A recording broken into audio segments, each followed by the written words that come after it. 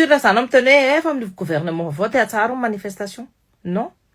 Aza manatsara manifestation mihitsy nareo raha ohatra hoe nisoanareo voitsakitsaka.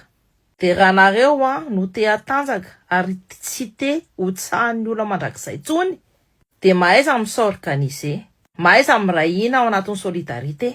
De rehefa misy zoa voitsakitsaka de mahaiza mitsangana daholo.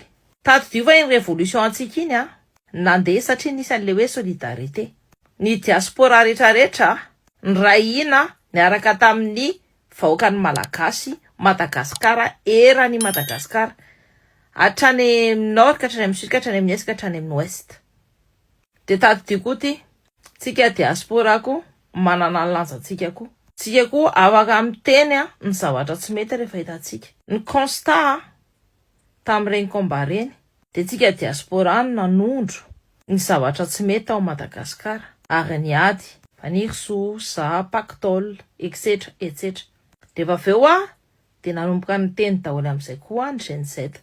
Ny réseaux sociaux zany amin'izao fotoana zao de arène politique. Dikan'izany hoe eo amin'ny réseaux sociaux tsika manao politika amin'izao. Ao amin'ny réseaux sociaux no manao sy mandrava ny gouvernement, ny mpitondra zany. Reny manifestation rehetrarehetra reny tsy nisy raha tsy nandeha ny réseaux sociaux, raha tsy nisy raha tsy nanao TikTok, manao live miaraka amin'ny copain sy copine rehetrarehetra alohan'iny 25 septembre iny, tsy tonga tamin'iny combat iny. Dommage ny compte TikTok quoi Shadowban, compte TikTok voalohany iny fa efa manomboka récupérer an'iny kosa. Tsika mahay mirahina no matanjaka. De hoe tsy hoe nouveau gouvernement sy nouveau mpitondra de hoe mieritreritra hoe zay fa niala le fakany naloto be teo ka hoe madio ny mpitondrantsika amin'izao. Tady dio fa mbola PDB ny résiduan'ny le Andry Rajoelina sy le Ravatomanga. PDB koa tamin'ireny combat reny infiltré tao amintsika tao. PDB koa ny influenceur tamin'ny réseau social efa manomboka voavidim-bola hitantsika miaraka amin'le Gasikara proposena vola. Misy moa sasany forcé ny mpitondra sasany anaraka an'izay tiany tenenina satria io sady miaraka amin'ny menace. Mila gardien révolution antsika. Tanako le izy miteny hoe Gen Z no nanao manifestation. Zay le ao anatin'ny compte populaire. Fa tsy ny Gen Z rery nanao ny manifestation rehetrarehetra reny fa nisy ny Gen Y, ny Gen X. Nisy zany ny vahoaka malagasy, tsika vahoaka malagasy ny rahina eran-tany na tonga n'iny adiny Gen Z iny vita.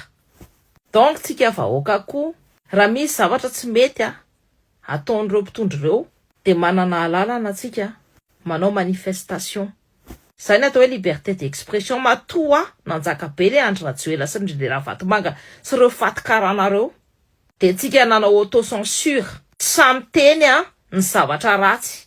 Matoa nanjaka be ireo polisy ireo feno bavure policière na ny amin'ny sud de Madagascar any. De tsika le samy teny. Zao tsika efa naverina tamintsika le hoe liberté d'expression. Fantatrinareo fa hoe aty andafy afaka manompa ny président de la république aty na Macrotte na Bribity. Tsy mampanina mihitsy miteny an'izany aty. Ny olona zay manotasota ny zoanareo tsy manana alalana mihitsy izy anotasota ny zoanareo. Na président io na ministre io. Ireo président sy ireo ministre reo atao hiasa ho an'ny vahoaka fa tsy ny vahoaka mihitsy ny hiasa ho anazy. De zany miteny nenay mila plan d'action, jerena hoe ina plan d'action, ina zavatra ataonareo. De misy miteny Kela Cynthia fa isa tony andeha baik ministre. Za vahoaka malagasy de afaka amin'ny baik ministre tsara satria izy ny tokony hanao ny asa ampandroso ny taniko. Zay va lol.